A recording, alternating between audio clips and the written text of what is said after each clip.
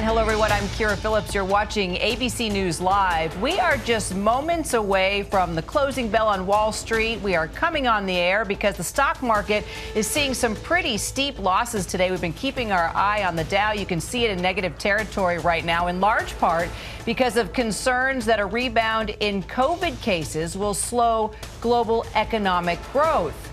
Also seeing sharp losses today, the NASDAQ, the S&P 500, and the price of crude oil, which fell more than 6%. As we are watching the board, we're joined by Alexis Christoforous, anchor at Yahoo Finance. Alexis, we are waiting about 15 seconds away, possibly, from the closing bell there.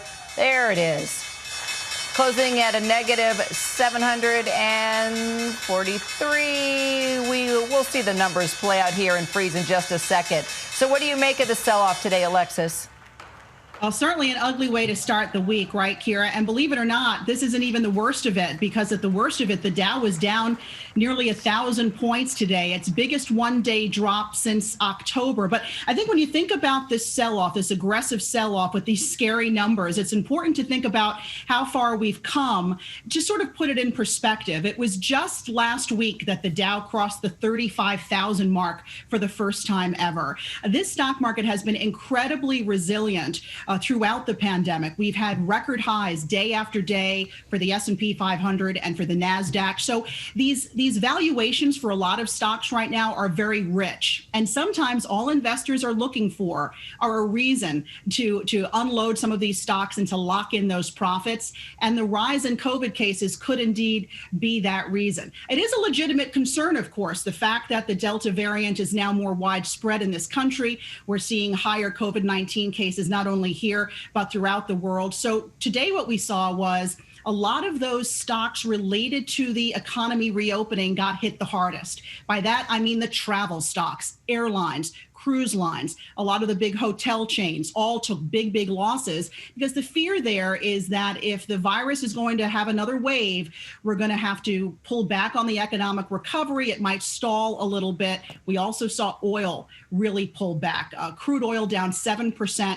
Actually, Kira, it's now in what we call correction territory, which means it has fallen 10% from its recent peak reached just last week. And the concern there is, we're not going to need as much oil if people are not going to travel as much, take to the skies or take to their cars because of the rising case of COVID, that perhaps oil will start to pull back. So again, today, seems like the big excuse was the rising COVID cases, though, of course, that is a legitimate concern for the health of the economic recovery.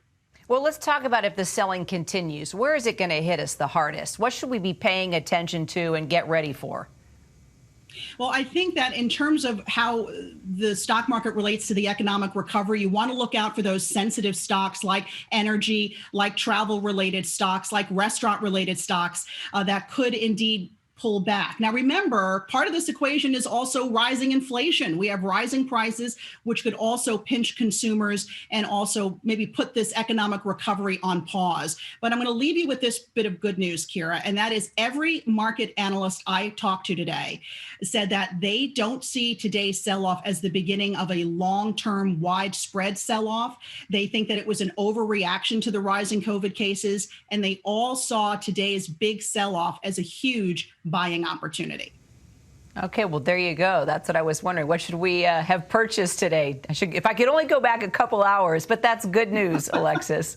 Thanks so much. Alexis Christoforous for us. We're going to have a complete wrap-up tonight, 7 p.m. Eastern on ABC News Live Prime with Lindsay Davis. Thanks for joining us. I'm Kira Phillips, and have a great afternoon.